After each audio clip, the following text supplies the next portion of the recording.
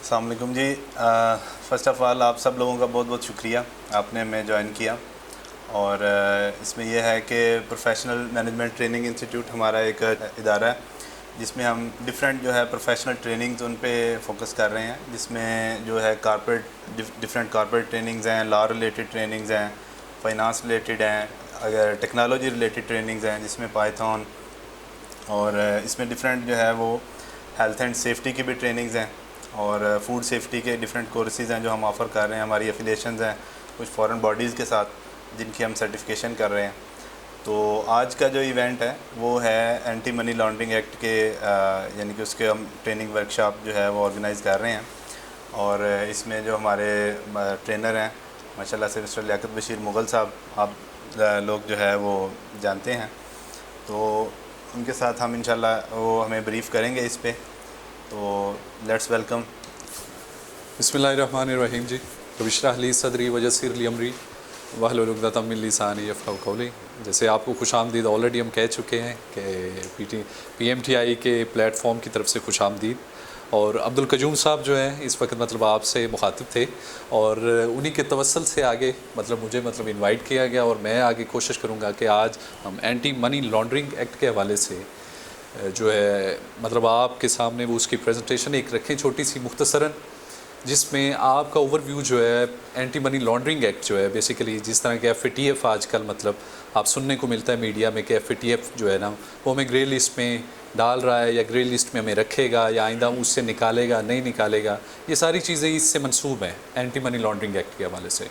तो उसी के हवाले से बात करेंगे कि ये लॉ है क्या और इस लॉ में कौन सी ऐसी चीज़ें हैं जिनको अगर उनको इम्पोज़ किया जाए, इम्प्लीमेंट किया जाए तो हम वो FATF के जो हमारे ऊपर पाबंदियाँ वगैरह जो इम्प्लाई हो सकती हैं उनसे कैसे बच सकते हैं। तो आगाज़ करते हैं जी अल्लाह का नाम लेके और चीज़ें आगे स्टार्ट करते हैं। बेसिकली ये एक्ट जो है इसमें हम जो चीज़ें डिस्कस करेंगे वो है AML act 2010, anti money laundering act 2010, basically उसको हम डिस्कस करेंगे। इसके साथ ही है AML CFT regulations for bankers and DFIS और AML रूल्स 2008, ये भी हम इसमें डिस्कस करेंगे। और इसमें AML and fiscal statutes, money laundering Pakistan and tax haven, ये सारी चीज़ें जो है इसमें हम डिस्कस करेंगे। और आगे चीज़ें चले बढ़ते हैं आगे। इसमें हम लास्ट में हम क्वेश्चन एंड आंसर सेशन भी रखेंगे और ताकि अगर कोई इबहाम किसी के जहन में हो तो उसके हवाले से भी हमारी जो है वो बात हो सके। और सबसे पहले जो इस हवाले से वो चीज़ जो है वो जो शेयर करना लाजम है, ये कानून जो है ये एक्ट जो है पूरे पाकिस्तान के ऊपर अप्लाई होता है, ठीक है। इसका ये नहीं है कि ये किसी ख़ास प्रोविंस के इसकी इम्प्लीमेंटेशन किसी ख़ास प्रोविंस के ऊपर होगी, जैसे कि 18th अमेंडमेंट के बाद चीज़ें होती हैं कि जी प्रोविंशियल लेजिस्लेशन इसके अगेंस्ट करनी होगी, ऐसा नहीं है। ये फेडरल लॉ है, ठीक है, और पूरे पाकिस्तान के ऊपर इसकी जो एप्लीकेशन होती है। अब नेक्स्ट इसकी कुछ अहम जो इसके सेक्शंस हैं उसके हवाले से बात करते हैं कि ये कानून जो है ओवरराइडिंग इफ़ेक्ट रखता है। ओवरराइडिंग इफ़ेक्ट से मुराद ये है कि बाकी तमाम लॉज जो पाए जाते हैं पाकिस्तान के अंदर, जहाँ पे AML एक्ट की बात आएगी, एंटी मनी लॉन्ड्रिंग एक्ट की बात आएगी, या वो ऑफेंस जो इसमें मेंशन किया गया है वो कहीं पे वकूफ़ पज़ीर होता है, ऐसी सूरत में AML एक्ट जो है ये ओवरराइड करेगा दूसरे लॉ के ऊपर। इसको उसके ऊपर एक कह लें कि फ़ौक़ियत हासिल होगी। और इसी के साथ इसके तहत जो भी एक्शंस वगैरह जो लिए जाएंगे, जो भी रेगुलेटरी बॉडीज़ जो हैं AML एक्ट के तहत जो भी एक्शंस वगैरह लेंगी उनको किसी किस्म का कोई उनके ऊपर ऑब्जेक्शन नहीं किया जा सकता। हाँ, अगर वो कानून के दायरे में रहते हुए करते हैं तो ऐसी सूरत में, अगर वो वायलेट करेंगे, अपनी लिमिट्स को क्रॉस करेंगे, ऐसी सूरत में फिर ऑब्वियसली जो रेट ऑफ द कंट्री है वो प्रिवेल करेगी और फंडामेंटल राइट्स को जो है वो सिक्योर किया जाएगा। अब नेक्स्ट आगे हम स्टार्ट करते हैं जो ऑफेंस, बेसिकली डेफिनेशन जो है एंटी मनी लॉन्ड्रिंग एक्ट के तहत जो ऑफेंस है वो कौन से वाला ऑफेंस है जिसके अगेंस्ट रेगुलेटरी बॉडीज़ जो हैं वो उसके अगेंस्ट जो है वो अमल में आएंगे। सबसे पहले ऑफेंस ऑफ मनी लॉन्ड्रिंग को डिफ़ाइन करना ज़्यादा है। बीइंग अ लॉयर मुझे कोर्ट में जब भी आर्ग्यू करना पड़ता है, सबसे मुझे ऑफेंस की डेफिनेशन जो है उसको सामने रखना पड़ता है कि आया कि मेरा क्लाइंट जो है जिसके ऊपर एंटी मनी लॉन्ड्रिंग एक्ट के तहत कोई ऑफेंस जो है उसको इम्पोज़ किया गया है, आया कि वो उस डेफिनेशन में फॉल करता भी है या नहीं करता। तो उसके लिए ज़रूरी है कि सबसे पहले जो ऑफेंस की डेफिनेशंस हैं एंटी मनी लॉन्ड्रिंग एक्ट के तहत हम उनसे आशना हों, हमारी जान पहचान उनसे हो उन डेफिनेशंस के साथ कि आया कि इसके तहत जो ऑफेंस डिक्लेयर किया जा रहा है आया कि वो अप्लाई भी होता है किसी के ऊपर या नहीं होता। अब जहाँ सबसे पहले इसका जो पार्ट है वो पढ़ते हैं। Offence of money laundering, a person shall be guilty of offence of money laundering if the person, आगे उसकी सब क्लॉजेज हैं, acquires, converts, possess, uses or transfer property knowing or having reason to believe that such properties proceed of crime. Such properties proceed of crime. अब इसको मज़ीद हम cartel करते हैं मुख्तसर अल्फाज के अंदर कि ऐसा बंदा जिसके इल्म में हो कि ये चीज़ जो है या उसके पास वजूहात ऐसी मौजूद हों कि ये प्रॉपर्टी जो है या ये जो पैसा है ये किसी क्राइम की प्रोसीड है। मतलब एक शख्स ने जुर्म किया, चोरी की या उसने करप्शन की, करप्शन के बाद वो पैसा जो उसका इकट्ठा होता है उससे वो आगे प्रॉपर्टी खरीदता है, ऐसी सूरत में वो क्राइम प्रोसीड कहलाएगी। वो पैसा, वो प्रॉपर्टी, मतलब एक बंदा जो है वो कुछ नशा आवर चीज़ें रखता है और उनको सप्लाई करता है, सेल करता है, ठीक है, जैसे नारकोटिक्स वगैरह होती हैं, ऐसी सूरत में वो शख्स जो है वो क्राइम प्रोसीड से फर्दर प्रोडक्ट्स जो है वो ख़रीद रहा है। तो ऐसी जो भी चीज़ होगी वो इस ज़ुमरे में आएगी, ऑफेंस की डेफिनेशन में आएगी एंटी मनी लॉन्ड्रिंग एक्ट के तहत। अब आगे है कंसील्स और disguise the true nature, origin, location, disposition, ठीक है, और मूवमेंट और ऑनरशिप ऑफ प्रॉपर्टी नोइंग और having reason to believe that such properties proceed of crime. अब यहाँ पे प्रोसीड ऑफ क्राइम को ज़्यादा एलेबोरेशन की ज़रूरत है कि कौन सा पैसा है जो प्रोसीड ऑफ क्राइम है। अभी रिसेंटली एक जजमेंट आई है सुप्रीम कोर्ट की जिसमें उन्होंने मेंशन किया है कि प्रोसीड ऑफ क्राइम जो है इसको सबसे पहले तो साबित किया जाए कि आया कि ये बंदा जो है इसने वाकई ये जो पैसा लिया है या इसके पास ये प्रॉपर्टी जो आई है ये किसी क्राइम से आई है। अब क्राइम की डेफिनेशन क्या होगी? जो स्टेट ने ऑफेंस डिक्लेयर किए हुए हैं, क्राइम डिक्लेयर किए हुए हैं, उसमें बहुत सारे एक्ट्स मौजूद हैं। पाकिस्तान में जैसे पीपीसी है, पाकिस्तान पीनल कोड है, उसके तहत भी क्राइम्स हैं, कस्टम्स एक्ट है, ठीक है, एक्साइज की हैं, टैक्स एवेजन की यहाँ पे दिफात वगैरह अप्लाई होती हैं। अब ऐसी तमाम दिफात जो हैं वो अप्लाई होती हैं उसके ऊपर क्राइम प्रोसीड के ऊपर कि एक शख्स ने टैक्स एवेड करने के बाद वो जो पैसा था जो उसने बचाया टैक्स एवेजन के बाद और उस पैसे को वो आगे इन्वॉल्व कर देता है प्रॉपर्टी ख़रीदने में, परचेज़ करने में, तो ऐसी अमाउंट को भी क्राइम प्रोसीड में कंसिडर किया जाएगा। फर्दर भी इसके बारे में है कि होल्ड्स और पोजेस, ऐसा बंदा जो जिसके पास आगे थर्ड पर्सन है प्रॉपर्टी ऐसी होल्ड कर रहा है, जिसे बेनामी प्रॉपर्टी भी कहते हैं आप, कि मतलब बेनामीदार है ये बंदा, लेकिन ये किसी और की प्रॉपर्टी है, पैसा उसने लगाया है लेकिन उसने आगे एक पपेट के तौर पे एक बंदा रख दिया है, डमी के तौर पे, कि ये बंदा आगे उसको लुक आफ्टर करेगा, लेकिन दर हकीकत पैसा वगैरह जो है ओरिजिनल डॉक्यूमेंट्स उस प्रॉपर्टी के वो कोई एक शख्स रखता है, ठीक है, लेकिन वैसे उसने नाम किसी और शख्स की होती है। तो ये जो डेफिनेशंस है बेसिकली ये क्राइम प्रोसीड के अगेंस्ट घूमती हैं। तो मनी लॉन्ड्रिंग में जो सबसे अहम चीज़ है वो है क्राइम प्रोसीड, कि वो जो पैसा है जो ट्रांसफ़र किया जा रहा है एक जगह से दूसरी जगह, आया कि उसमें क्राइम प्रोसीड तो इन्वॉल्व नहीं है। अगर क्राइम प्रोसीड इन्वॉल्व नहीं है तो वो उसके ऊपर कोई किसी किस्म का कोई क्राइम नहीं है, उसको मतलब आप इस ऑफेंस की डेफिनेशन में नहीं लेके आ सकते, और ना ही AML एक्ट उसके ऊपर अप्लाई होगा। ये उसी सूरत में अप्लाई होगा जब वो क्लियर हो जाएगा कि ये क्राइम प्रोसीड है, ये अमाउंट, ये प्रॉपर्टी, ये मूवेबल या इमूवेबल प्रॉपर्टी कोई भी हो सकती है। अब आगे बढ़ते हैं इसी की डेफिनेशंस में जो बंदे इन्वॉल्व हैं, क्योंकि आपका पाला पड़ता रहता है बीइंग अ लॉयर, मतलब मुझे इस चीज़ की अहमियत का पता है कि हमें डेफिनेशंस को किस हद तक इंपॉर्टेंस देनी पड़ती है। अब AML एक्ट जो है, एंटी मनी लॉन्ड्रिंग एक्ट जो है, किस बंदे को अपना आंसरेबल समझता है कि इस कानून के तहत वो बंदा जो वो आंसरेबल है। सबसे पहले पर्सन की डेफिनेशन क्लियर करना जहाँ पे ज़रूरी है। पर्सन में अब कौन कौन से बंदे आते हैं? पर्सन में एक इंडिविजुअल भी है, एक कंपनी भी है, एक फर्म है, एक एंटिटी है, ठीक है, और उसमें बॉडी ऑफ इंडिविजुअल्स भी हो सकती है, ठीक है, कॉर्पोरेट बॉडी भी हो सकती है, फाइनेंशियल इंस्टीट्यूशंस भी इसमें इन्वॉल्व हो सकते हैं, ठीक है, कि ये सारे इदारे जो हैं इसके ज़ेरे साया आते हैं। अच्छा ठीक है वो। अच्छा पर्सन के हवाले से हमने क्लियर किया कि इसमें एक इंडिविजुअल पर्सन भी हो सकता है, जैसे सोल प्रोप्राइटर्स होते हैं, एक फ़र्द वाहिद एक कंपनी को रन कर रहा है, एक अपनी फर्म को रन कर रहा है। और इसी तरह इसमें है कि एक एसोसिएशन ऑफ, ठीक है, ऑफ बॉडी भी हो सकता है, body of individuals, association of body of individuals भी हो सकते हैं। उसके बाद इनकॉर्पोरेटेड और नॉट इनकॉर्पोरेटेड, ठीक है, company and every judicial person जो है उसमें मतलब वो फॉल करेगा पर्सन की डेफिनेशन में। अब ये जहाँ पे ये वाज़े करना ज़रा ज़्यादा ज़रूरी है कि इसमें तमाम तर बॉडीज़ जो कि फ़ाइनेंशियल लेन देन में इन्वॉल्व होती हैं, ठीक है, कारोबारी लिहाज से, ठीक है, जो भी इन्वॉल्वमेंट्स होती हैं फाइनेंशियल बेसिकली, उनमें ये सारी बॉडीज़ आ जाती हैं और ये अकाउंटेबल हो जाती हैं एंटी मनी लॉन्ड्रिंग एक्ट के तहत, क्योंकि इनकी बड़ी बड़ी जो भी ट्रांजैक्शंस होती हैं वो उनको रिपोर्ट करना, जो सस्पिशियस जो ट्रांजैक्शन होती हैं वो बेसिकली उसमें ये फॉल करती हैं।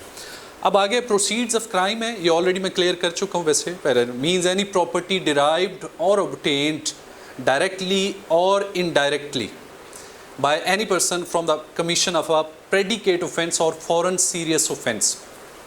अब यहाँ पे जो वाजे है ये दो चीज़ें इसने की, यहाँ पे एक नई टर्म यूज़ की प्रेडिकेट ऑफेंस और एक फॉरेन सीरियस ऑफेंस।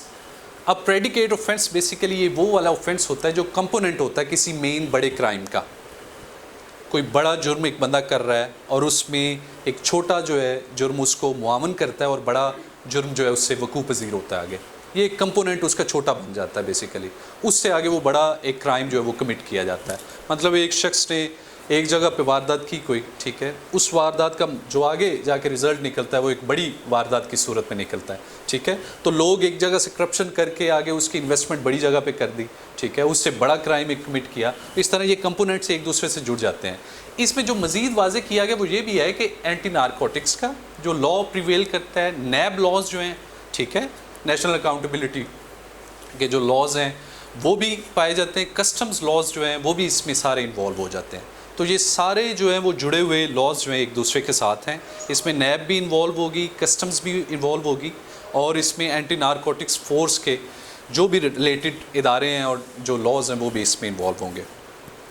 प्रॉपर्टी की डेफिनेशन ऑलरेडी मैं कर चुका हूँ। एसेट्स की सूरत में हो सकता है, मूवेबल इमूवेबल प्रॉपर्टी हो सकती है, कैश की सूरत में हो सकती है, कॉर्पोरल हो सकती है, कॉर्पोरियल और इनकॉर्पोरियल, मतलब टेंजिबल भी हो सकती है, इनटेंजिबल भी हो सकती है। ये सारी वो टर्म्स है जो लॉ की सूरत में आपके सामने हैं और लॉयर्स को स्पेशली इन चीज़ों का आइडिया है। फॉरेन सीरियस ऑफेंस, अब यहाँ पे एक ये है कि चले जी फ़ॉरेन में एक बंदे ने क्राइम कमिट किया है। यहाँ एक सवाल भी पुट किया गया था कि फ़ॉरेन से अगर हमने मतलब कोई पैसा जो है वो अपने मुल्क में वापस लाना है ऐसी सूरत में, और उस सूरत में हमारे ऊपर कौन कौन सी कंडीशंस जो है वो इम्पोज होंगी। अब उस सूरत में भी ये हमारे ऊपर लाइबिलिटी है कि हम जस्टिफाई करें वो लीगल मनी हम लेके आ रहे हैं, वो इलीगल मनी नहीं है, क्राइम प्रोसीड नहीं है, वो वहाँ किसी से कोई जो है वो कोई crime as per that state, उस रियासत के कवानीन के मुताबिक हमने जो पैसा वो इकट्ठा किया है वो क्राइम नहीं है वहाँ के मुताबिक। अब ऐसा नहीं है कि वहाँ उस स्टेट ने उसको डिक्लेयर किया हो कि ये क्राइम है और उस क्राइम से एक बंदा जो है वहाँ पे फ़र्ज़ करें सपोज़ कोकेन वगैरह वहाँ पे बेच के या और नशावर चीज़ें बेच के एक शख्स जो है वो पैसा इकट्ठा करता है, ऐसी सूरत में वो पैसा जो है वो पाकिस्तान में लाने की कोशिश करता है। अब ये जो है ये फॉरेन क्राइम है, वहाँ पे भी ये जुर्म है, हमारे यहाँ भी ये जुर्म है। ऐसी सूरत में लॉ कहता है against the law of a foreign state stated in certificate issued by or on behalf of the government of the foreign state। अब मुतल्लिका रियासत जो है वो इसको सर्टिफिकेट देगी कि ये क्राइम है हमारे यहाँ भी, and which had it occurred in Pakistan it would have been constituted a predicate offence. और अगर ये पाकिस्तान में भी होता तो पाकिस्तान में भी इसे प्रेडिकेट ऑफेंस कहते हैं। ये दोनों इसके लवाजमात हैं फॉरेन नेचर का जो सीरियस ऑफेंस है उसमें, कि मतलब अब्रॉड में भी उसको सीरियस ऑफेंस को ऑफेंस डिक्लेयर किया गया और पाकिस्तान के अंदर भी उसको एक ऑफेंस ही डिक्लेयर किया गया। ये मतलब उसकी डेफिनेशन फॉरेन ऑफेंस की। अब आगे एक और अहम चीज़ कि सपोज़ एक शख्स ने जो है वो क्राइम कमिट कर लिया, ऑफेंस उससे डिक्लेयर हो गया, ऑफेंस कर लिया उसने। अब पाकिस्तानी कानून के मुताबिक उसकी सज़ा क्या होगी? पाकिस्तानी कानून के मुताबिक कहते हैं कि एक शख्स जिसके ऊपर साबित हो जाता है कि इसने मनी लॉन्डर की है, मनी लॉन्ड्रिंग जिसे बोलते हैं, बेसिकली मनी लॉन्ड्रिंग को, लॉन्ड्रिंग वर्ड जो है इसको ज़रा क्लियर करना ज़्यादा ज़रूरी है। As per legal definition money laundering जो है, लॉन्ड्रिंग से मुराद ये है कि एक शख्स जो है अपने इलीगल एसेट्स जो हैं उनको कन्वर्ट करता है लीगल एसेट्स में। एक शख्स अपने इलीगल एसेट्स को कन्वर्ट करता है लीगल एसेट्स में।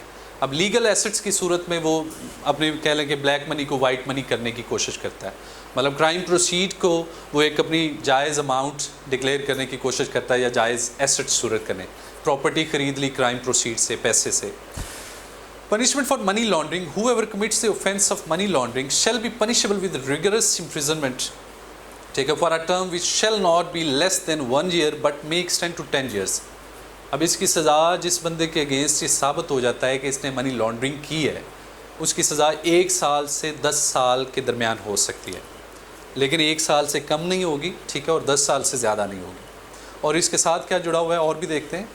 Liable to fine which may extend to 1 million rupees and shall also be liable to forfeiture of property involved in money laundering or property of correspondence. अब इसमें साथ ये है कि 1 मिलियन तक उसे फ़ाइन भी पे करना पड़ेगा। अब 1 मिलियन के साथ वो जो फिर प्रॉपर्टी जो मनी लॉन्ड्रिंग का नतीजा निकलती है, जो प्रॉपर्टी इन्वॉल्व होगी उस केस में, वो प्रॉपर्टी जो है वो भी फोरफीट कर ली जाएगी सरकार की तरफ से। गवर्नमेंट उसे फोरफीट कर लेगी, अपने कब्ज़े में ले लेगी वो प्रॉपर्टी जो कि क्राइम प्रोसीड से एक बंदे ने हासिल की थी। उसका घर हो सकता है, उसका कोई प्लाजा हो सकता है, उसकी गाड़ी हो सकती है, वो कोई भी एसेट उसका हो सकता है, वो भी फिर फोरफीट कर लिया जाएगा। अब उसके बाद है provided that the aforesaid fine may extend to 5 million rupees. ये 1 मिलियन जो हमने फ़ाइन की बात की है, ये 5 मिलियन तक फ़ाइन हो सकता है, 5 मिलियन तक, कि मतलब एक शख्स जो है जो इन्वॉल्व पाया जाता है, और 5 मिलियन किस सूरत में होगा, जब वहाँ पे कंपनी इन्वॉल्व होगी, जब वहाँ पे कंपनी इन्वॉल्व होगी। चीज़ें क्लियर हो रही मेरे ख्याल से हो रही हैं? चलिए, थैंक गॉड। प्रेडिकेट ऑफेंस में जो प्रेडिकेट है उसको थोड़ा इलस्ट्रेट करें। बिल्कुल सही है। अब प्रेडिकेट ऑफेंस जो है, मैं अर्लियर मैं कंपोनेंट की सूरत में उसको क्लियर कर चुका हूँ कि ये एक कंपोनेंट होता है, लेकिन यहाँ पे जो एंटी मनी लॉन्ड्रिंग एक्ट के तहत जो उसकी डेफिनेशन बयान की गई है, उसमें यह है कि नैब लॉज में, कस्टम्स लॉज में और एंटी नारकोटिक्स लॉज में जो डिफ़ाइन किए गए ऑफेंसेस वो प्रेडिकेट ऑफेंसेस आएंगे। अब इसको मज़ीद ज़रा एलेबोरेट और भी करते हैं। प्रेडिकेट ऑफेंसेस जो हैं बेसिकली उसमें वो भी इन्वॉल्व, ये इसलिए उन्हें प्रेडिकेट ऑफेंसेस किया जाता है कि अब बाद का AML एक्ट में जो ऑफेंस आता है वो सिर्फ एक इसी का यहाँ तक ऑफेंस नहीं रहता।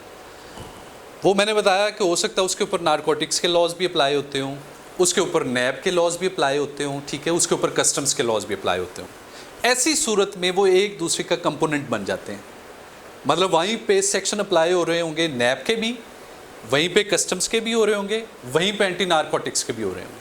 तो वो सारे जब मिलते हैं ना तो एक दूसरे का ये कंपोनेंट बन जाते हैं, और कंपोनेंट सूरत की बनने की सूरत में उसे प्रेडिकेट ऑफेंस किया जाता है। ये उस सूरत में आ जाएगा। अब नेक्स्ट आगे आ जाएं कि हिरार्की जो चलती है पाकिस्तान में, जो लॉ जो है एंटी मनी लॉन्ड्रिंग का, ये कैसे वर्क करता है, कौन कौन से इदारे जो हैं ऊपर से लेकर नीचे तक जो है वर्किंग कर रहे हैं इस वक्त हमारे पाकिस्तान में, और हमें उनसे फेमिलियर होना चाहिए, आशना होना चाहिए। सबसे पहला जो इदारा है जो फेडरल गवर्नमेंट की तरफ से वो डिज़ाइन किया जाता है वो होता है NEC, नेशनल एग्जीक्यूटिव कमेटी है, जो बेसिकली पूरे पाकिस्तान में सबसे ऊपर वाली बॉडी बनती है फेडरल गवर्नमेंट की तरफ से। ये कमेटी है वो बेसिकली जो आगे फर्दर सब जो इदारे हैं वो बनाती हैं, छोटे इदारे फर्दर आगे जो है नेशनल एग्जीक्यूटिव कमेटी है बेसिकली, ठीक है। ये आगे ये जैसे ही ये एक्ट डेवलप हुआ, ये बना, तख्लीक पाया, उसके 30 डेज़ के अंदर अंदर जो है ये मतलब NEC जो है इसके ऊपर लाइबिलिटीज़ जो है वो डेवलप हो जाती हैं कि फ़र्दर ये आगे जनरल कमेटी एक बनाएं और सब कमेटीज़ जनरल कमेटी आगे बनाएं। अब ये जनरल कमेटी और सब कमेटीज़ जो हैं इनकी वर्किंग आगे क्या होगी।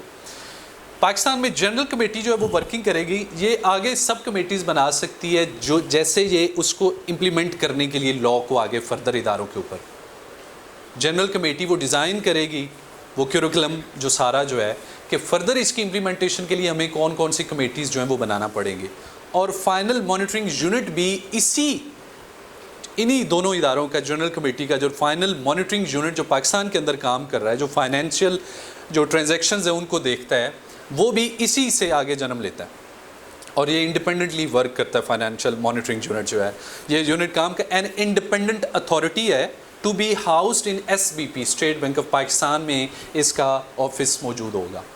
और इसको हेड कौन करेगा? ये एक शख्स करेगा जो फाइनेंशियल सेक्टर का एक्सपर्ट होगा, फाइनेंशियल सेक्टर का, क्योंकि ये सारा ट्रांजैक्शंस के मुतल्लिका काम है। तो फाइनेंशियल सेक्टर का जो एक्सपर्ट बंदा जो है उसको मतलब जो है इसके ऊपर अपॉइंट किया जाएगा, वो इसको एडमिनिस्टर करेगा। ठीक हो गया जी। नेक्स्ट आगे बढ़ते हैं आगे कि इस बॉडी के मेंबर्स कौन कौन से लोग होंगे। ये जो हमने NEC का जिक्र किया, नेशनल एग्जीक्यूटिव कमेटी का हमने जिक्र किया, बेसिकली उसके कौन कौन से लोग जो हैं उसको हेड करेगा, उस मेंबर्स कौन से होंगे। सबसे पहले जो इस कमेटी का जो मेंबर जो चेयरमैन होगा ना, वो करेंगे मिनिस्टर ऑफ फाइनेंस, जो मतलब और एडवाइज़र हो सकता है टू द प्राइम मिनिस्टर। ठीक है, मिनिस्टर जो है बेसिकली फाइनेंस का जो है वो इसको हेड करेगा चेयरमैन की सूरत में। और बाकी तमाम इदारे जो ministry on foreign affairs, ministry of law and justice, minister for interior, governor SBP, ठीक है, चेयरमैन SECP, और उसके बाद director general to also act as secretary of NEC। ये वो तमाम लोग हैं जो एज अ मेंबर जो है इसके साथ मतलब जुड़े होंगे, इस बॉडी का हिस्सा होंगे NEC का। इसके बाद अगली बॉडी आती है जनरल कमेटी। ठीक है, अब उसमें उसको हेड कौन करेगा? उसको हेड करेंगे सेक्रेटरी फाइनेंस, उसको हेड करेंगे, चेयरमैन होंगे उसके। और बाकी उसके मेंबर्स जो हैं आगे उसी तरह इंटीरियर मिनिस्ट्री से होंगे, secretary interior, secretary foreign affairs, secretary law, ये सारे लोग जो इसी तरह तमाम इदारों के नैब का होंगे, जनाब कस्टम्स के होंगे, उसमें डायरेक्टर जनरल FIA होंगे, उसमें आगे एंटी नारकोटिक्स फोर्स के लोग होंगे, SECP के होंगे और स्टेट बैंक ऑफ पाकिस्तान के भी होंगे। ये सारे लोग जो हैं इन बॉडीज़ को हेड करेंगे। चेयरमैन कौन होगा इसका सेक्रेटरी फाइनेंस होगा और बाकी सारे इदारों के लोग जो हैं मेंबर हो गए। अब यहाँ पे एक चीज़ जो है वो वाज़ेह करना ज़रूरी है, जो जहाँ पे आप चीज़ें देख रहे हैं कि ये सारे इदारे एक दूसरे से मुंसलिक हैं। AML एक्ट के तहत, एंटी मनी लॉन्ड्रिंग एक्ट के तहत नैब भी आपको मिलेगी, एंटी नारकोटिक्स फोर्स भी आपको मिलेगी। ठीक है, उसके बाद कस्टम्स वाले भी आपको मिलेंगे, इसमें FIA इसमें मिलेगी। ठीक है, क्योंकि ये सारे जब जॉइंटली वर्क करेंगे उसके बाद एक इसका क्रक्स निकलेगा, ये अपनी वर्किंग अपने बिहाफ पे करके मुकम्मल करके उस ऑफेंस को डिक्लेयर करवाएंगे कि आया कि ऐसा कोई ऑफेंस हुआ है या नहीं हुआ, क्योंकि ये सारी फोर्सेस अपनी अपनी डोमेन में काम करती हैं। लेकिन ये एक्ट इन सारी फोर्सेस को जोड़ देता है एक जगह पे, ऐसी सूरत में। अब इसके आगे बढ़ते हैं कि ये NEC, हमने उसकी हायरार्की की बात की, उसके मेंबर्स की बात की। अब उसकी लाइबिलिटीज़ क्या होती हैं, उसकी एक्टिविटीज़ क्या होती हैं फर्दर इसको इम्पोज करने के लिए। अब NEC जो है meet not less than twice year, इसने तकरीबन जो है एक साल के अंदर 2 दफ़ा तकरीबन ये मीटिंग कंडक्ट करनी होती है। और इसी के साथ डेवलप, रिव्यू, इम्प्लीमेंटेशन, इन्होंने सारी उसका डेवलपमेंट देखनी होती है कि फ़र्दर उसमें इम्प्लीमेंटेशन के लिए फ़र्दर उसमें कोई प्रोसीडिंग्स चाहिए, कोई नई पॉलिसीज़ डेवलप करनी है तो ये NEC की ज़िम्मेदारी बनेगी। ये यूँ समझ लें कि ये सुपरवाइज़ कर रही होती है सारे लॉज को और सारे इदारों को, NEC, नेशनल एग्जीक्यूटिव कमेटी जो है। फर्दर जो जनरल कमेटी जो है उसके ऊपर इनिशिएटिव लेती है, मतलब मेन उसको लीड कर रहा है NEC, उसकी इम्प्लीमेंटेशन फोर्स जो अप्लाई हो रही है वो जनरल कमेटी की तरफ से, और आगे है जो फाइनेंशियल मॉनिटरिंग यूनिट, ये उसके ऊपर एक चेक डेवलप करती है, ये सारे इदारे मिलके आपस में। फाइनेंशियल मॉनिटरिंग यूनिट जो है बेसिकली जो भी ट्रांजैक्शन है मुल्क के अंदर सस्पिशियस हो सकती है ट्रांजैक्शन या ह्यूज ट्रांजैक्शंस वगैरह जो हैं वो सारी इसके मतलब ज़ेर साया आ जाती हैं। इन्होंने आगे वाज़ेह भी किया हुआ है STRs, ठीक है, सस्पिशियस ट्रांजैक्शन जो है वो भी इसमें फॉल करती हैं। अब फर्दर जो है आगे रिपोर्टिंग, प्रोसिक्यूशन, पनिशमेंट एक्ट। अब एक लॉ जो है वो फर्दर जो हमारे पास मतलब आती है चीज़ें वो ये है कि ठीक है जी, ऑफेंस कमिट हो गया, उसकी रिपोर्टिंग भी हो गई। अब रिपोर्टिंग के बाद इन्वेस्टिगेटिंग एजेंसीज़ जो हैं उसके अगेंस्ट कैसे काम करती हैं, इन्वेस्टिगेटिंग एजेंसीज़ जो हैं। अब रिपोर्टिंग क्या है? Every reporting entity as defined in section 2, ठीक है, any other entity as may designated by FG through notification in official gazette file STRs।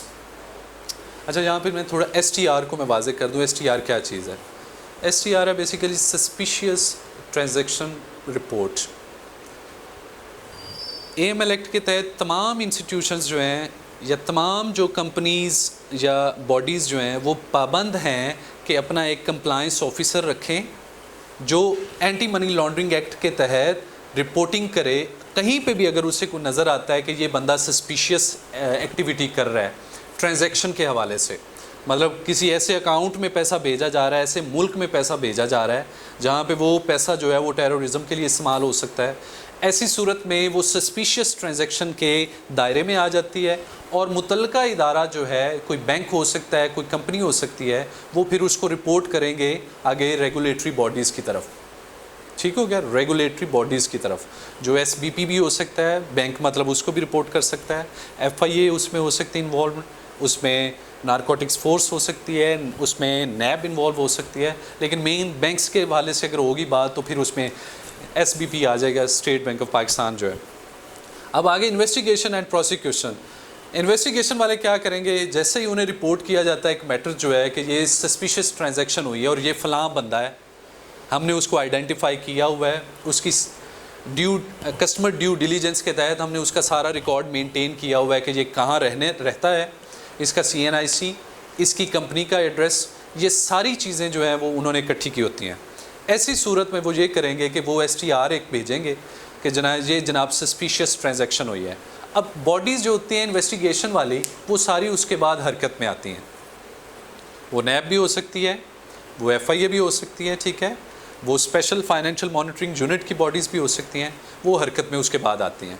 अब वो ऐसा करती हैं, उसके बाद उनकी जो लायबिलिटीज़ होंगी वो क्या करेंगे कि वो उस बंदे को एक नोटिस भेज देंगे, उस बंदे को एक नोटिस भेज दिया जाएगा कि शोकाज नोटिस, ठीक है, कि आपके ख़िलाफ़ ये एलिगेशंस हैं, आप अपने इस एलिगेशन को अगेंस्ट जो भी आपके पास कोई मवाद है वो हमारे पास लेके आ जाए। ऐसी सूरत में वो रिपोर्टिंग करता है, अगर तो जो इन्वेस्टिगेटिंग अथॉरिटी है वो उससे मुतमईन होती है तो दैट्स गुड, और अगर मुतमईन नहीं होती तो वो उसको अरेस्ट भी कर सकते हैं, क्योंकि AML एक्ट के तहत जो ऑफेंस है वो कॉग्निजेबल है, ठीक है, और नॉन बेलेबल है।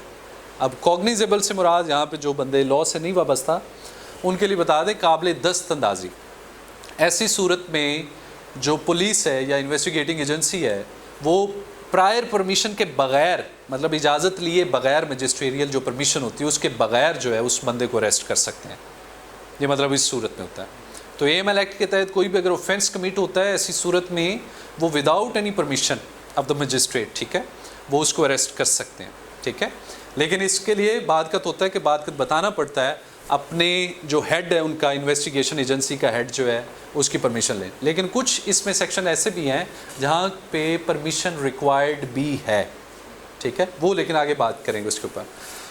अब call for information and report authority under section 7, attachment of property. Investigating agency को ये भी इख्तियार है कि वो प्रॉपर्टी जो है वो उसको अटैच भी कर सकते हैं। अब अटैच करने से मुराद क्या है, आपने अक्सर सुना होगा NAB ने ये प्रॉपर्टी जो ये अटैच कर ली, ये फलां फैमिली की, पॉलिटिकल फैमिली की प्रॉपर्टी जो है NAB ने अटैच कर ली। अब अटैचमेंट का प्रोसेस ये होता है कि उस प्रॉपर्टी को सरकार के साथ जोड़ दिया जाता है। सादा लफ्ज़ों में उस प्रॉपर्टी के ये होता है कि उसके ऊपर एक सरकार अपना बंदा अपॉइंट करती है, ठीक है, बंदा अपॉइंट करेंगे और उसके रिगार्डिंग जो भी है, आया वो अगर रेंटल प्रॉपर्टी है तो उसका रेंट सरकार कलेक्ट करना शुरू कर देगी, ठीक है, अगर काश्तकारी वाली है तो ये एक इन्वेस्टिगेटिंग एजेंसी को ये इख्तियार हासिल है कि वो किसी भी कंपनी के ऑफिस में जाके उसके सर्वे कर सके उसके डिपार्टमेंट का। लेकिन इसके लिए ये है कि बात का डिफ़ाइन किया जाता है कि मुझे किस इदारे से, उस इदारे के अंदर किस डिपार्टमेंट की प्रेमिसेस में रह के मैंने अपनी वो कार्रवाई करनी है। मतलब ऑडिट के इदारे में जाना है, ठीक है, फाइनेंस वाले में जाना है, या मैंने उसके वर्किंग इदारे में जाना है, तो ये पहले उन्हें डिफ़ाइन करना होगा अपनी उस रिपोर्ट में कि हमने किस डिपार्टमेंट को जाके जो है जिसका सर्वे हमने करना है। और कोई सर्वे के दौरान उनको मतलब ये है कि जो रजिस्ट करेगा उसके अगेंस्ट इन्वेस्टिगेटिंग एजेंसी को इख्तियार हासिल है कि इन्होंने सरकार में मुदाखलत की है, इन्होंने सरकार की कार्रवाई में मुदाखलत की है और उसके ख़िलाफ़ वो प्रोसीड कर सकते हैं फिर सरकार जो इन्वेस्टिगेटिंग एजेंसी है। आगे है, इसमें है कन्फिस्केटेड और obtained record can be retained for 90 days only useless unless the court authorises extended period, section 19। Investigating agency जो भी मुतल्लिका इदारे से जहाँ से सस्पिशियस ट्रांजैक्शंस वगैरह का उन्हें ख़दशा है या ख्याल है उनका, वहाँ से जो रिकॉर्ड वो कलेक्ट करेंगे वो रिकॉर्ड जो है वो 90 दिन तक वो अपने पास रख सकते हैं। वो 90 दिन, अगर एक्सटेंशन चाहिए उस रिकॉर्ड को रखने के लिए तो अदालत की इजाज़त चाहिए होगी, ठीक है। ये कंपनीज़ को भी उन्होंने सिक्योर किया है कि ऐसा नहीं है कि वो अपनी मनमानी करते हैं। फिर ये है कि इसको जुरिस्डिक्शन जिस कोर्ट को हासिल होती है वो है court of session. Session court इस केस को सुनेगी, इस केस का ट्रायल जो है वो सेशन कोर्ट करेगी, और सेशन कोर्ट से जब ये डिसीजन होगा तो अपील का इख्तियार जो है वो हाई कोर्ट को है। जो भी अग्रीव्ड पर्सन होगा जिसके खिलाफ फैसला आया है, ठीक है, वो बंदा जो है हाई कोर्ट में इसके अगेंस्ट अपील कर सकता है। उसके पास 60 डेज़ का टाइम होता है, 60 दिनों के अंदर वो ट्रायल कोर्ट के फैसले के ख़िलाफ़ हाई कोर्ट में रजू कर सकता है अपील की सूरत में। फर्दर अपील मतलब हाई कोर्ट की तरफ से डिसाइड किया जाएगा ये मैटर, और ये है अपील वाला फोरम है इसका, ट्रायल कोर्ट और उसका एपेलेट फोरम जो आ गया, ठीक है। फर्दर हम प्रोसीड करते हैं। रिपोर्टिंग में कौन कौन सी चीज़ें होती हैं कि कौन कौन सी, इसमें STR not later than 7 working days. किसी इदारे ने अगर रिपोर्ट करना है कि जी हमारे पास एक सस्पिशियस ट्रांजैक्शन हुई है तो उसने 7 डेज़ के अंदर जो है वो रिपोर्ट करनी है, ठीक है। उसके बाद records to be kept for at least 5 years. Company कोई भी जो है वो 5 साल तक जो है अपने पास इधर वो जो रिकॉर्ड है अपनी ट्रांजैक्शंस वगैरह का कंपनी की, वो 5 साल तक कोई भी कंपनी रखेगी, अपने पास रिकॉर्ड मेंटेन करेगी। हाँ, इन केस अगर ट्रायल जो है वो पेंडिंग है कोर्ट के अंदर, ऐसी सूरत में ये होगा कि जब तक ट्रायल डिसाइड नहीं होता कंपनी जो है उस रिकॉर्ड को डिस्पोज ऑफ नहीं करेंगे। कंपनीज बाउंड हैं वो अपने पास रिकॉर्ड जो है उसको मेंटेन करें। फिर उसके बाद the provision of section 7 shall have effect notwithstanding any obligation as to secrecy under any law और डॉक्यूमेंट, ठीक है। ये मतलब इसमें कोई सिक्रेसी वगैरह नहीं होगी, उसमें मतलब उस बंदे की हद तक वो सिक्रेसी रखेंगे कि कंपनी के कोई भी डॉक्यूमेंट्स जो हैं वो इस तरह मतलब शेयर ना किए जाएँ पब्लिक के हवाले से। STRs only to be submitted to FMU। ये कहाँ पे सस्पिशियस जो ट्रांजैक्शंस हैं इनकी रिपोर्टिंग होगी, फाइनेंशियल मॉनिटरिंग यूनिट की तरफ, FMU। Every reporting entity shall conduct customers DDS, ठीक है, due diligence, customer due diligence, ठीक है, per requirement of their regulators, as per their regulators demand, ठीक है। मतलब स्टेट बैंक ऑफ पाकिस्तान जो है गाहे बगाहे गज़ट्स में ये शाया करते रहते हैं जो भी उनके SOPs होते हैं, जो भी उनके तरीक़ाकार है, प्रोसीजर्स हैं, वो बार बार इसको इम्प्रूव करते रहते हैं कि आपने कस्टमर ड्यू डिलीजेंस जो है उसको कैसे परफॉर्म करना है।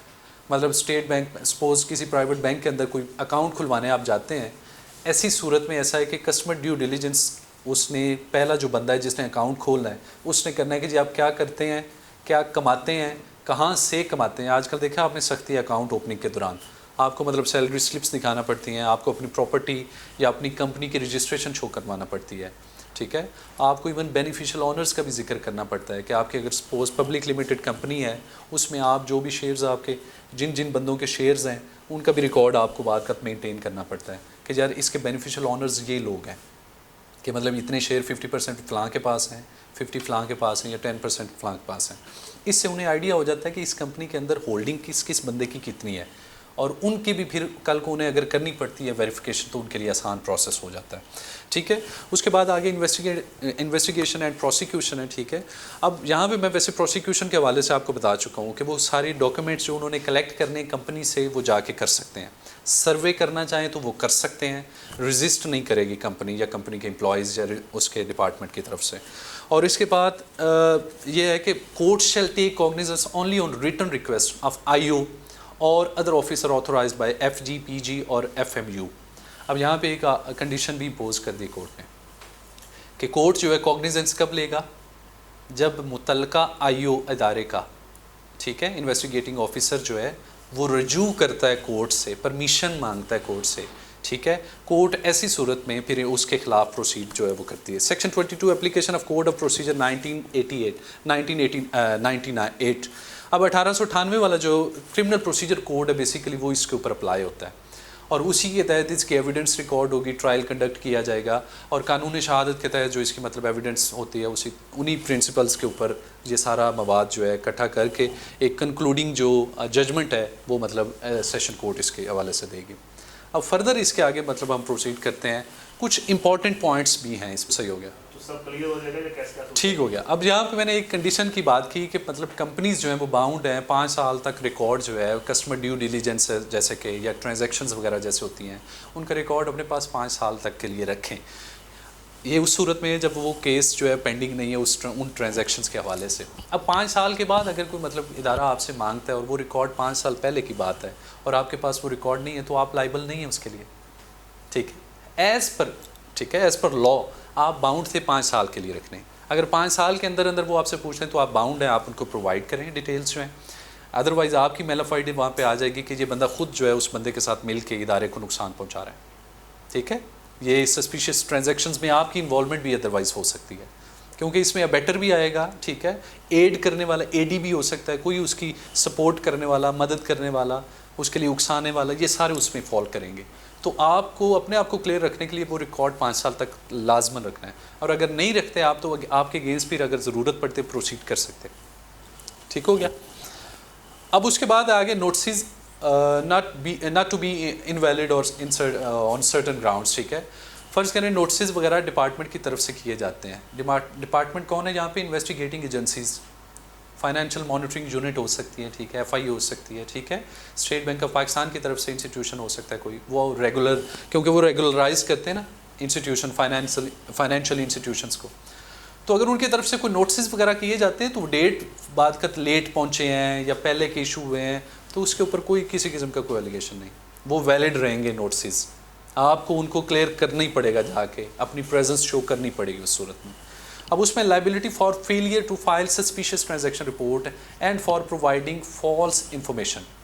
यस, अब देखिए ये आ गया कि एक शख्स बाउंड था कि उसने जब भी को रेड लिस्टेड जो ट्रांजैक्शन आई है उसके सामने, रेड लिस्टेड से मुराद को ह्यूज अमाउंट जो है वो ट्रांजैक्शन हो रही है उसकी, लेकिन वो शख्स जो है डाउट होते हुए भी कि ये मतलब कोई क्राइम प्रोसीड हो सकती है, लेकिन वो STR suspicious transaction report financial monitoring unit को नहीं करता, रिपोर्टिंग उसकी नहीं करता, उसमें फेल हो जाता है, तो ऐसी सूरत में उसके खिलाफ क्या मतलब किया जा सकता है। आगे बढ़ते हैं। Shall be liable for imprisonment for a term which में एक्सटेंड टू 3 years, वो 3 साल तक की मतलब उसे सज़ा हो सकती है इम्प्रिजनमेंट की, और विद फाइन विच में एक्सटेंड टू 100,000 रुपीज़, ठीक है, या और साथ इसके 1 लाख रुपया या उसे फ़ाइन हो सकता है। फिर एंड पे लिखा है और बोथ या दोनों भी हो सकते हैं, ठीक है, या उसे 1 साल की, ठीक है, विच में एक्सटेंड टू 3 years, 3 साल तक उसे मतलब सज़ा भी हो सकती है और उसके साथ ये उसे फ़ाइन भी हो सकता है। फर्दर क्या है, in the case of the conviction of a reporting entity, the concerned regulatory authority may also revoke its license or registration or take such other administrative action as। अब यहाँ पे साथ वाज़े ये भी हो गया है कि अगर फ़र्ज़ करें जो फॉल्टी या फेलियर जिस कंपनी का सामने आता है कि इसने ट्रांजैक्शन रिपोर्ट नहीं की सस्पिशियस, अब जो रेगुलेटरी बॉडी है उसके ऊपर वो भी अलग से उसके खिलाफ एक्शन ले सकती है। मतलब फ़र्ज़ करें बैंक्स जो हैं वो स्टेट बैंक के अंडर आते हैं, कोई बैंक जो है वायलेट करता है या वो फेल हो जाता है सस्पिशियस ट्रांजैक्शन को रिपोर्ट करने में, ऐसी सूरत में स्टेट बैंक भी उसके खिलाफ एक्शन ले सकता है। फाइनेंशियल मॉनिटरिंग यूनिट अलग से कर रही है, उसके खिलाफ केस चलाएगी, लेकिन स्टेट बैंक अपने तौर पे उस बैंक का लाइसेंस कैंसिल कर सकता है, रिवोक कर सकता है, या उसके ऊपर पेनल्टी इम्पोज कर सकता है, या और किसी किस्म की सज़ा उसे दे सकता है। तो ये स्टेट बैंक भी ऑथोराइज्ड है यहाँ पे, ठीक है। उसके बाद है disclosure of information, the directors, officers, employees and agents of any reporting entity, financial institution, ये तमाम इंस्टीट्यूशंस के जो एम्प्लॉयज़ हैं, डायरेक्टर्स, मैनेजिंग डायरेक्टर्स वगैरह, ठीक है, एम्प्लॉयज़ जो हैं, ये पाबंद हैं कि वो इंफॉर्मेशन देंगे सरकार को। जो भी इन्वेस्टिगेटिंग एजेंसीज होंगे उनको ये तमाम तर मालूमात जो प्रोवाइड करने के पाबंद हैं। अगर नहीं करते उस सूरत में इनके ऊपर भी लाइबिलिटी डेवलप हो जाएगी। कंपनीज के ऊपर ऑफेंसेस क्या होते हैं ये भी साथ mention, every person who at the time the contravention was committed was responsible for such contravention. जो बंदा भी जब क्राइम हो रहा था, ऑफेंस कमिट किया जा रहा था, उस वक्त मौजूद था, या उससे में किसी किस्म की भी इन्वॉल्वमेंट सामने आती है कि इस बंदे के हाथ से भी ये डॉक्यूमेंट गुजरे या वो सिग्नेटरी था, तो उस बंदे को भी लाइबल समझा गया है कि वो भी लाइबल होगा, वो ज़रूर उसका ज़िम्मेदार होगा, उसके अगेंस्ट भी प्रोसीड किया जाएगा, ठीक है। और उसके साथ है प्रूव्स दैट ये सारी चीज़ें जो है यहाँ पे मैं वाज़ेह कर चुका हूँ कि इस सेक्शन के तहत उन्होंने बताया कि एक जो इंस्टीट्यूशंस हैं या कंपनीज़ हैं या एसोसिएशंस हैं, उनके मुतल्लिका इदारे के जो बंदे हैं, जो कंप्लायंस ऑफिसर हो सकता है या ऊपर लीड करने वाले बंदे, वो सारे उसमें लाइबल होंगे अगर वो करते हैं।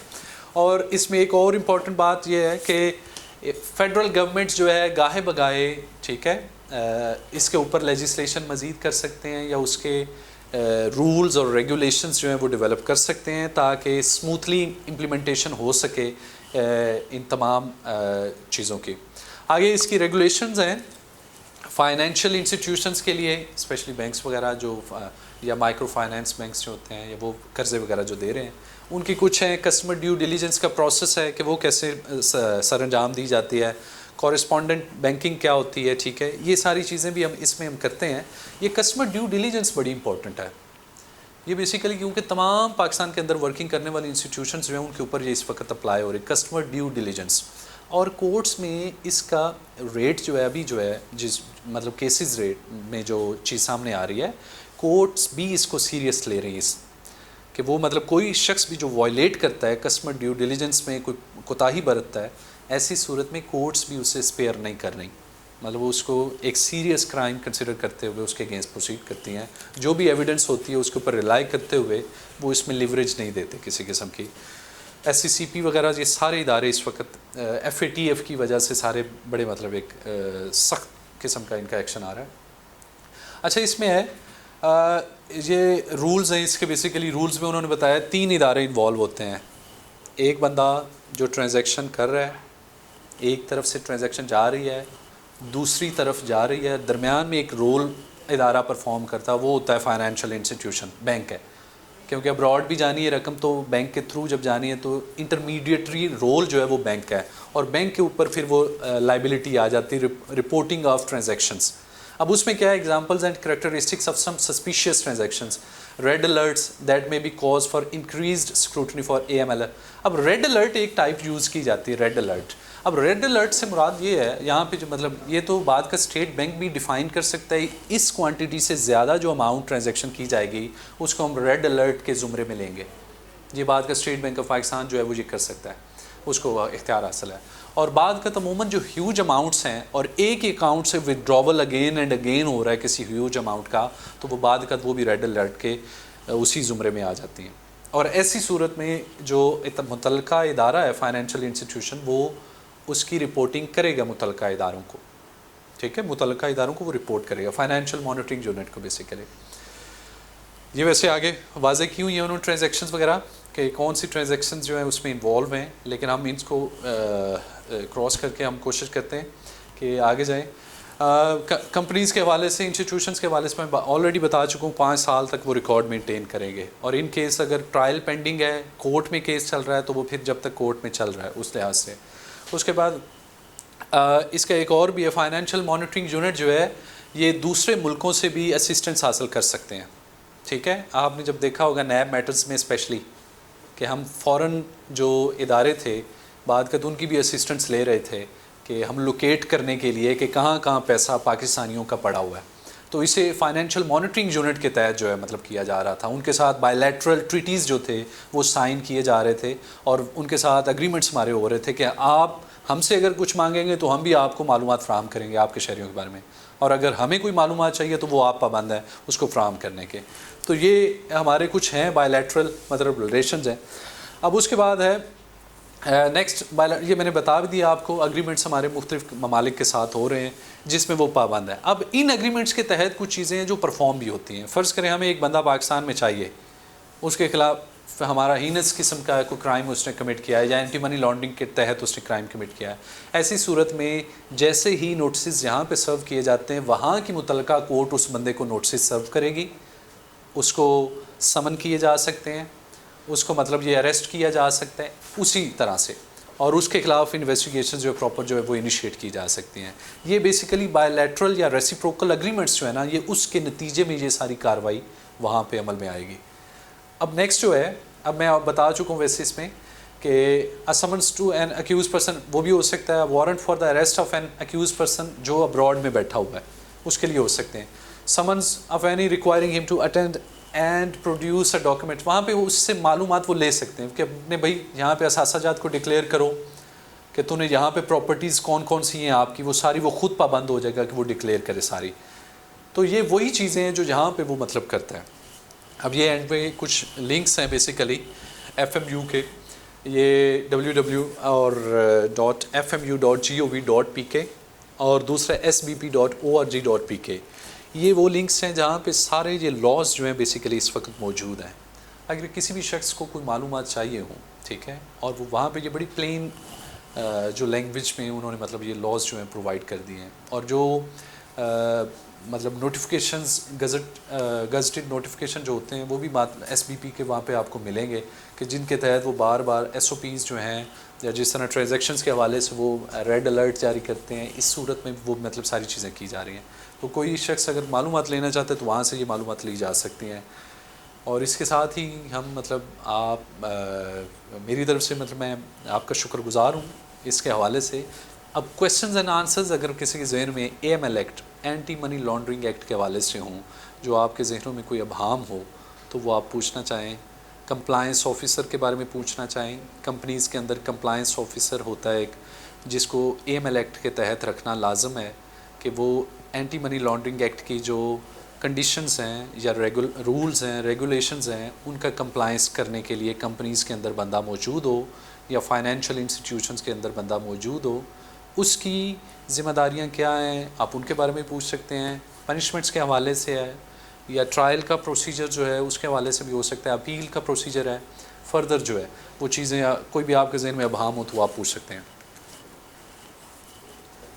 किस लेवल की कंपनी के लिए ये ऑफिसर रखना जरूरी है? जैसे सोल प्रोप्राइटरशिप है उसके लिए तो सिंगल बंदा है उसमें। अगर वो खुद से मैनेज कर सकते हैं, अगर वो खुद से मैनेज कर सकते हैं, कंप्लायंस कर सकते हैं, तो it's okay, well and good.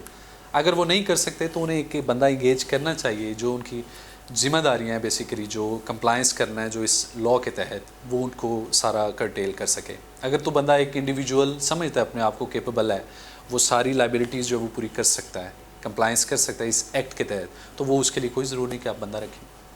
ये सिर्फ उनकी, क्योंकि बड़े इदारे जो हैं, बड़े इंस्टीट्यूशंस जो हैं, उनके लिए लाजम है उनके, क्योंकि मैनेज ही चीज़ें तब हो सकती हैं जब वो एक फ़र्द जो है उसको इंगेज करते हैं कि वो इनका कंप्लायंस कर सके इस एक्ट के तहत। जी फर्दर।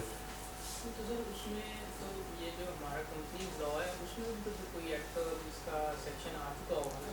बिल्कुल ऐसे। जैसे हमारी प्राइवेट कंपनियाँ हैं तो इन्हें उसके अगर यहाँ पर ये एक्ट आ गया एंटी मनी लॉन्ड्रिंग का, तो डेफिनेटली तो जो SECP है उसने भी तो इसके प्रति यस बिल्कुल सही, ये सही बजा फरमा रहे हैं आप। मैंने जब आपके साथ हिरार्की का जिक्र किया है ना, उसमें मैंने SECP का भी जो मतलब हेड जो है उसका मेंबर बताया आपको। इट मीन्स कि वो बंदा भी इसका पार्ट है, क्योंकि कंपनीज रजिस्टर होती हैं, कंपनीज ही ट्रांजैक्शंस करती हैं, तो कंपनीज का जो हेड है जो उसको रेगुलेट कर रहा है वो रेगुलेटरी बॉडी है यहाँ पे, और वो भी इसी तरह SOPs जारी करते रहते हैं कि जनाब ये चीज़ों का ख्याल रखा जाए। और अगर कोई डिफ़ॉल्ट करता है तो SECP भी प्रोसीड कर सकती है, SECP भी फाइनेंशियल मॉनिटरिंग यूनिट को रिपोर्ट कर सकती है कि ये शख्स जो है ये इस चीज़ में इन्वॉल्व है, तो इसके खिलाफ जो है ये प्रोसीड किया जाए। दूसरी चीज़ ये भी सर, जैसे जिस कंपनी में है हम लोग इम्पोर्ट और एक्सपोर्ट का काम करते हैं, ठीक है, इम्पोर्ट ज़्यादा एक्सपोर्ट कम। ठीक है। मुझे तकरीबन कोई पीछे हबीब बैंक ने 4 एक्सपोर्ट की ट्रांजैक्शन के डॉक्यूमेंट्स मांगे, ठीक है, अभी बैठे बिल्कुल सही है, ठीक है, ठीक है, उनको दे देने चाहिए, ठीक है। ठीक है। हाँ। अच्छा, अब इसमें ये चीज़ है कि ठीक है उन्होंने मांगे हैं, अब हमें तो इसकी सेंसिटिविटी का नहीं पता। नहीं पता, आपको नहीं पता, बिल्कुल ऐसे, ठीक है। अच्छा, बात ये है कि बैंकर को भी इसकी सेंसिटिविटी का नहीं पता, बिल्कुल। लेकिन रिपोर्ट किसने करना है? स्टेट बैंक को रिपोर्ट किसने करना है? बैंक ने करना, बिल्कुल ऐसे। ठीक है, तो ऐसी सूरत के अंदर वो तो ठीक है, हमें एज ए जनरल पब्लिक ये बात पता है कि भाई जो लॉ है उसकी आपको अवेयरनेस हो, आप उसको वायलेट करें तो ऑफेंस है, अवेयरनेस ना भी हो तब भी आप जो है ना जुर्मदार हैं, बिल्कुल ऐसे ही। आपकी लाइल्मियत पे आपको स्पेयर नहीं किया जाएगा कि आपके इल्म में नहीं था बंदा मारना एक जुर्म है, तो आपकी लाइल्मियत की बिना पे नहीं आपको स्पेयर किया जाएगा। इसमें ये जो हमारे बैंक हैं, हाँ, हमें तो इन बैंकों में ऐसा कुछ नहीं नज़र आ रहा। अभी मैंने देखे, मैं ये मैदान बैंक है, वो मैंने देखा है कि वो एटीएम के बगैर लोगों के अकाउंट खुले। बिल्कुल सही है, ठीक तो है। इनके जो इंटरनल ऑडिट के आगे बैंक्स के अंदर जो इंटरनल ऑडिट के डिपार्टमेंट है, इनके ऊपर अभी तक कोई कार्रवाई या गिरफ्त हुई है? हबीब बैंक का तो मैंने देखा, मैंने बाकी उनके कोई काफ़ी लोग इन्वॉल्व में भी रिसेंटली उनको उस पर फाइन आपका भी किया। ये जो आपका क्वेश्चन है बेसिकली ये उसकी इम्प्लीमेंटेशन के मुतालिक है कि मुतलका इदारा जो रेगुलेटर है ऊपर उनके बैठा हुआ है वो उसको अपने लॉ को इम्प्लीमेंट करवाने में किस हद तक कामयाब है और किस हद तक मतलब नहीं है। कि आप जैसे आप बता रहे हैं एक बैंक है उसके साथ आपका लेन देन है तो आप समझते हैं कि वो सही इम्प्लीमेंट कर रहा है, जबकि दूसरा है वो लापरवाही कर रहा है।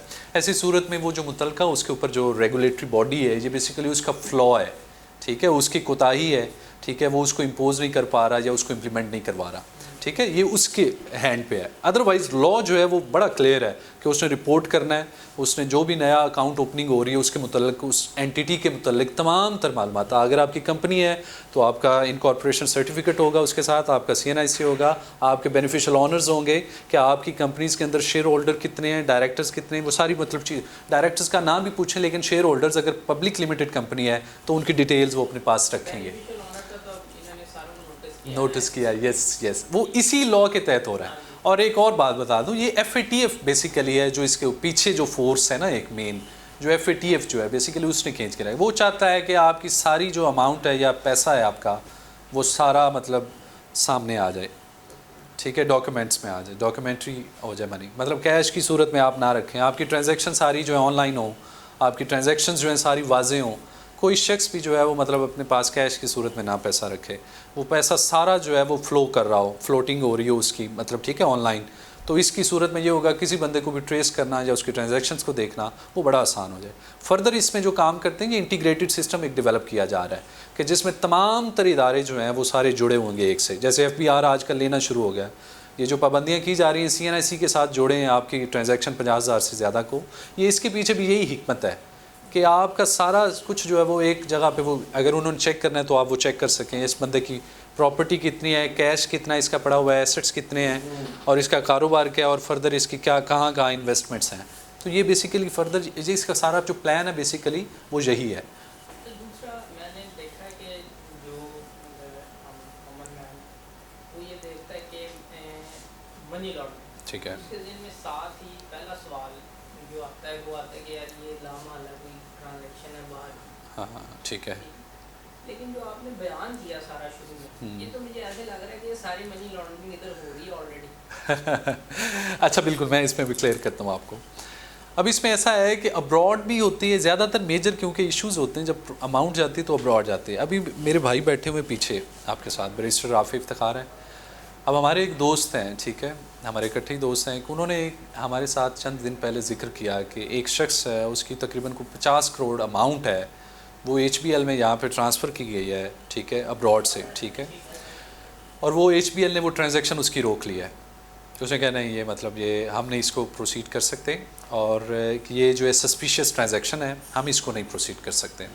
अब पाकिस्तान के अंदर आपको पता है बात का ऐसा इंटरनली होती रहती हैं ट्रांजैक्शंस वगैरह, मतलब छोटी मोटी होती रहती हैं, लेकिन स्पेशली जब अब्रॉड से आती है ना कोई ट्रांजैक्शन जो है उसको बात का तो हो सकता है वो अमाउंट यहाँ पे एक शख्स विदड्रॉ करके किसी भी टेररिस्ट एक्टिविटी में या किसी टेररिस्ट को जो है वो सप्लाई के अक्सर अमूमन होता है कि मतलब मुख्तलिफ ममालिक जो पाकिस्तान के अंदर इन्वॉल्वमेंट है जिनकी, वो इसी तरह मुख्तलिफ बैंक्स में चंक्स की सूरत में अमाउंट रखवाते हैं, वो फिर अमाउंट जो है आगे मुतल्लिका उनके जो भी आलाकार होते हैं उनकी तरफ वो ट्रांसफ़र हो जाती है, वो निकलवाते हैं और वही अमाउंट जो है फिर आगे इस्तेमाल भी हो रही होती है, ठीक है।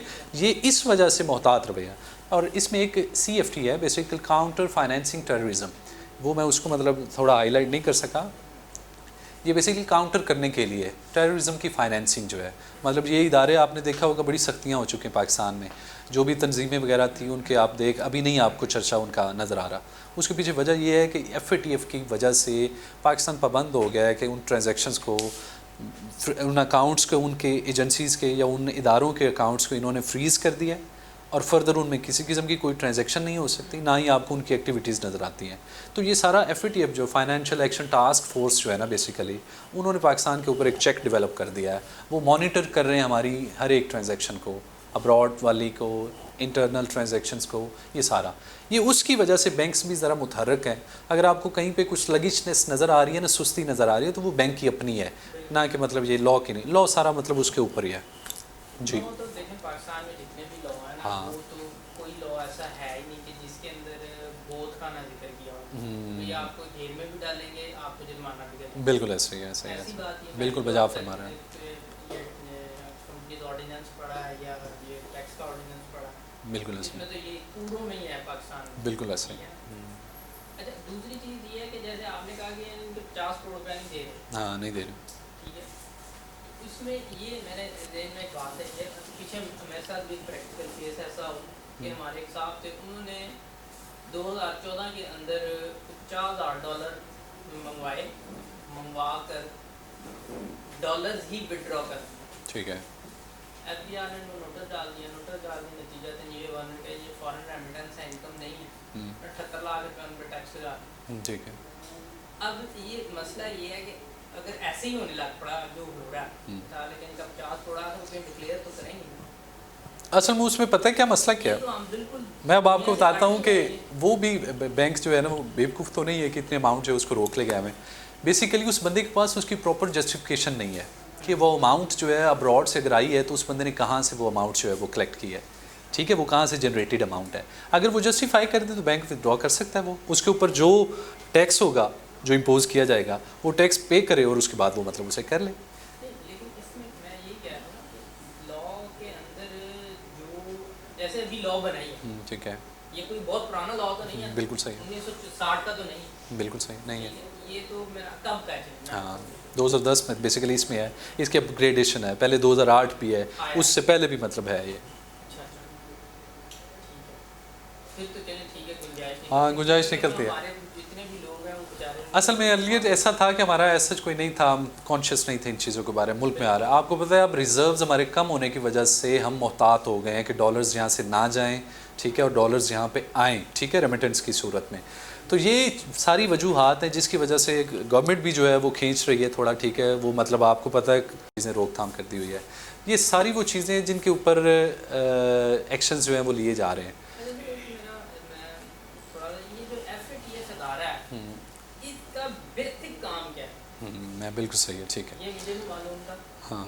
ये काम कर क्या रहा है कि सारे इदारे जैसे ये आपके कोर्ट्स हैं, ये सारे कुछ FBR हो गया, फाइनेंशियल ट्रांजैक्शन देख रहे होते हैं, लेकिन कोई और काम ऐसा होता है कि जो उनकी जिम्मेदारी होता है। मेजर वर्क उसका है कि दुनिया के अंदर होने वाली जो फाइनेंशियल ट्रांजैक्शंस हैं उनको लुक आफ्टर करना, आया कि वो किसी टेररिज्म के लिए तो नहीं इस्तेमाल हो रही। ये बेसिकली उनका मेन मकसद जो है उसको करटेल करना है, उस अमाउंट को दुनिया के अंदर होने वाली ट्रांजैक्शन। और ये चेक डेवलप करते हैं मुख्तलिफ ममालिक के ऊपर, उनमें भी फिर आगे देखते हैं कौन से ममालिक हैं जो जहाँ पे मतलब ज़्यादा सस्पिशियस ट्रांजैक्शंस हो रही हैं, यहाँ पे फंडिंग का है कि मतलब ये मुल्क जो है फ़लाँ ऑर्गेनाइजेशन को फंडिंग कर रहे हैं और उसकी वजह से फ़लाँ मुल्क के अंदर जो दहशत फैली हुई है, दहशतगर्दी है, ये वैसे कि मुल्कों को उनको मतलब करते हैं करटेल। फिर उसके ऊपर उसकी सनद के ऊपर पाबंदियाँ हो सकती हैं, उसकी मतलब जो इंपोर्ट एक्सपोर्ट है उसके ऊपर मतलब टैरिफ की सूरत में, मतलब अगर सपोज़ अभी पाकिस्तान को कुछ गुंजाइश अगर मिली हुई है वेस्ट में कि वो जो चीज़ें वहाँ पे ट्रांसपोर्ट करते हैं या भेजते हैं, एक्सपोर्ट करते हैं, उनके ऊपर टैरिफ की हमें कंसेशन है कई जगहों पे। लेकिन अगर हम उसमें आ जाते हैं FATF के उस नरगे में आ जाते हैं, सुर्ख वाले में, तो उसकी सूरत में हमें उनके ऊपर टैरिफ बहुत ज़्यादा पे करना पड़ सकता है हमारी नाअहली की वजह से। तो ये सारी वो चीज़ें हैं जो कि मतलब इस लॉ में हैं। और FATF का बेसिकली क्या मकसद है, और FATF की वजह से हमें एंटी मनी लॉन्ड्रिंग एक्ट जो है उसको किस हद तक जो है इम्पोज करना पड़ रहा है या उसके ऊपर इम्प्लीमेंटेशन किस हद तक ज़रूरी है, ये वो सारी चीज़ें हैं। और इस हवाले से I am really thankful to you for patient hearing, ठीक है। ये आपकी पेशेंस जो थी इसकी वजह से मतलब मैं स्मूथली मैं चीज़ें सारी जो है वो कर सका हूँ। लेकिन ऐसा है कि इस पेशेंट का जो मकसद है वो ये है कि आप कम से कम चलें, अभी हम डेप्थ में नहीं कर सके जितना हमें टाइम दरकार था इस ट्रेनिंग के लिए, उस लिहाज से तो हमें नहीं हम कर सके, लेकिन चलें एक ओवरव्यू, एक उसका क्रक्स, उसकी समरी, इसका सिनॉप्सिस जो है वो कम से कम आप तक पहुंच चुका है कि अब बेसिक नाउ हाउ जो है वो आपको समझ आ चुकी है कि इदारे जो हैं कम से कम कुछ ना कुछ जो है वो कंप्लाइंस कर रहे हैं एंटी मनी लॉन्ड्रिंग एक्ट के तहत। और मुल्क के अंदर कौन सी रेगुलेटरी बॉडीज़ हैं जो इसको रेगुलराइज कर रही हैं और इसकी इम्प्लीमेंटेशन के लिए काम कर रही हैं। और असल मकसद यही था कि आप लोगों तक जो बुनियादी तालीम जो मालूमात है वो आप तक पहुंच सके कि आया इस किस्म का लॉ मौजूद है पाकिस्तान के अंदर और उसकी इम्प्लीमेंटेशन के लिए काम हो रहे हैं। ठीक हो गया जी, थैंक यू सो मच जी, जज़ाकल्लाह। और अब्दुल कयूम साहब के हवाले।